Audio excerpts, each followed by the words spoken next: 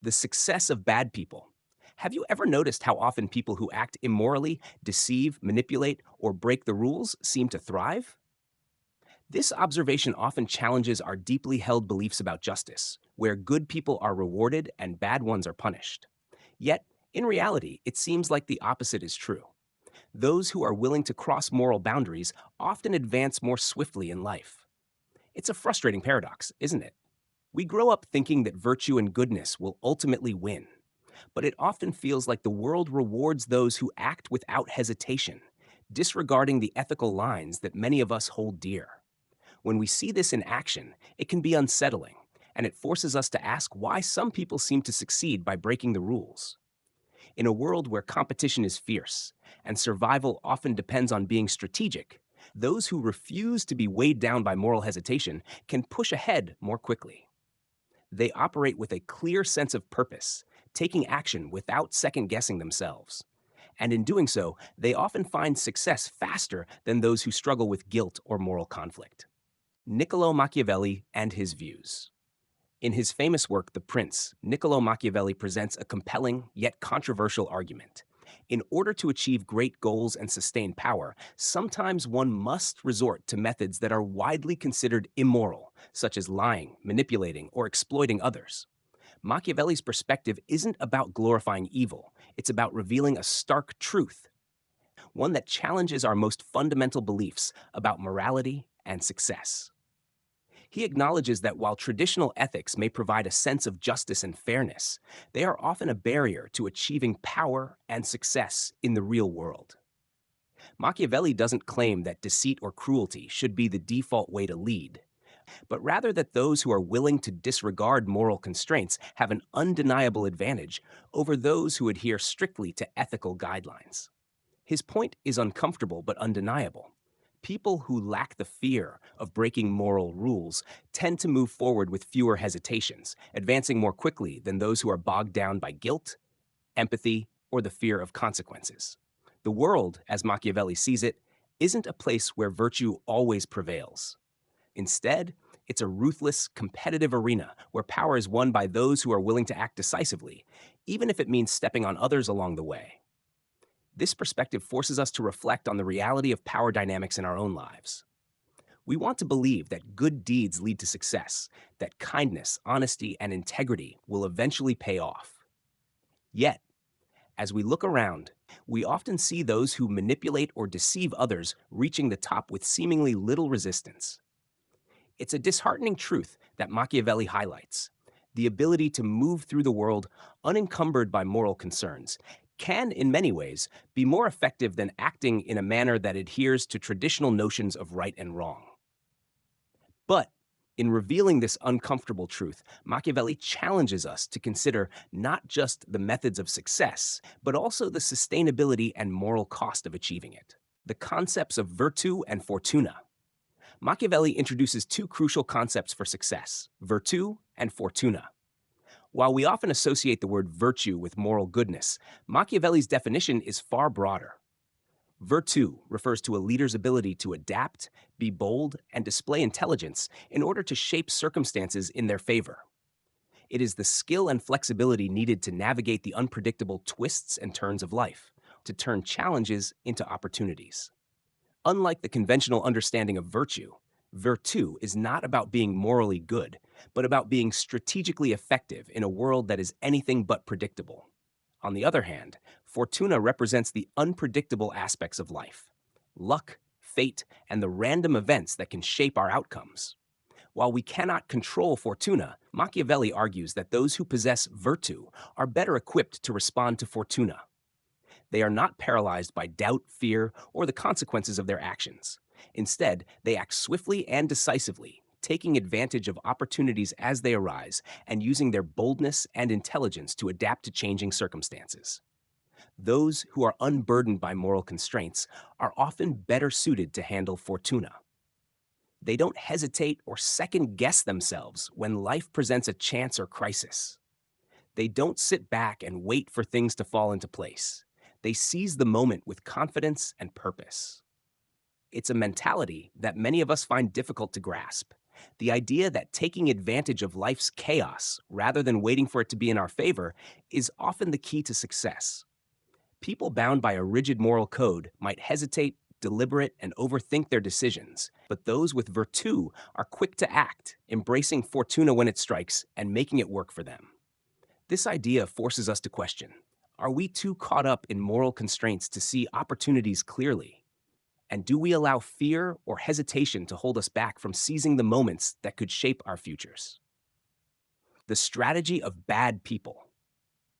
One of the most unsettling aspects of life is how often people who act immorally seem to succeed. These individuals understand how to use strategic coldness to their advantage. They don't let guilt, shame, or hesitation hold them back. Instead, they move swiftly and decisively, focused solely on achieving their goals, no matter the cost. Their approach to life is like that of a chess player, constantly calculating each move. They know when to act aggressively and when to be subtle, using every tool at their disposal to gain control of situations and achieve success.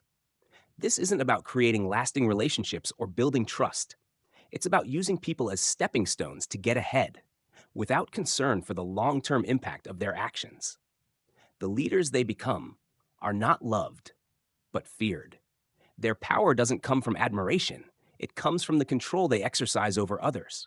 They understand that to maintain authority, it's not necessary to be loved, but to be respected, or, more accurately, feared. They manipulate situations with precision, using cunning and strategy to maintain their position. In their world, emotions are tools, and others are mere players in the game. Every relationship, every alliance is a transaction, serving only to further their own ambitions. These individuals are unburdened by the guilt that would paralyze others. Where most of us would hesitate, questioning the morality of our actions, they move forward with cold calculation. Their success isn't accidental. It's a result of their willingness to do whatever it takes, bending the rules or breaking them entirely. They see the world as a competition where the only thing that matters is winning, no matter the cost. However, their success is fragile. While they may rise quickly, it's built on deception and manipulation, leading to distrust and isolation. They create enemies as easily as they create alliances, and their power is always at risk of crumbling when the truth comes out. The foundations they've built are unstable, relying on a web of lies and broken relationships. This kind of success, though achieved swiftly, is always at risk of falling apart. What they gain is hollow, and eventually they are left to deal with the consequences of their actions: loneliness, betrayal, and regret. Success built on manipulation and moral compromise doesn't lead to fulfillment. Instead, it creates a void, an emptiness that cannot be filled by power or wealth. These individuals live in constant fear: fear of being exposed, fear of losing what they have, fear of betrayal. In the end, while the strategy of bad people may win battles, it never wins a fulfilling life. Their success is short-lived, and when the inevitable fall comes, it's often swift and inevitable. They may climb to the top, but the higher they go, the harder they fall. The question remains, was all of it worth it? A life built on manipulation, fear, and deception might win in the short term, but in the end, it is a hollow victory that leaves nothing but emptiness behind. The price of unjust success. While those who thrive through manipulation and moral compromise may seem to achieve temporary success, this success is far from sustainable. The victories they win are often hollow, built on deception, exploitation, and a lack of genuine empathy.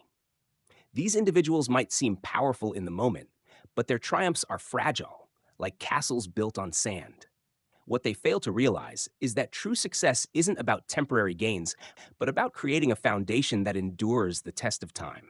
The success that comes from bending the rules or stepping on others doesn't foster genuine connections. In fact, it often isolates those who achieve it. People who climb to the top by exploiting others live in constant fear, not of failure, but of being exposed.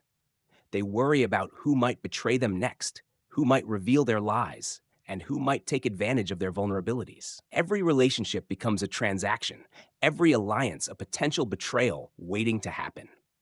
This kind of success breeds anxiety. It creates a life where trust is scarce and authentic connections are nearly impossible to build. You can't forge meaningful relationships when you're constantly looking over your shoulder, wondering when someone will figure out your true intentions. The people who succeed this way may appear confident on the surface, but underneath, they're often racked with fear, guilt, and loneliness. When the truth eventually comes to light, and it always does, everything they've built can come crashing down. The webs of deceit unravel, and the false foundation they've carefully constructed crumbles. People begin to see them for what they truly are: manipulators, opportunists, and deceivers. And once trust is lost, it's nearly impossible to regain. Even if they manage to avoid exposure for a time, the toll it takes on their psyche is immense. They are never at peace with themselves, always wondering when the next crisis will arise or when the truth will be discovered. Their victories are tainted by the anxiety of knowing that their success is built on lies. This gnawing feeling can never be fully suppressed.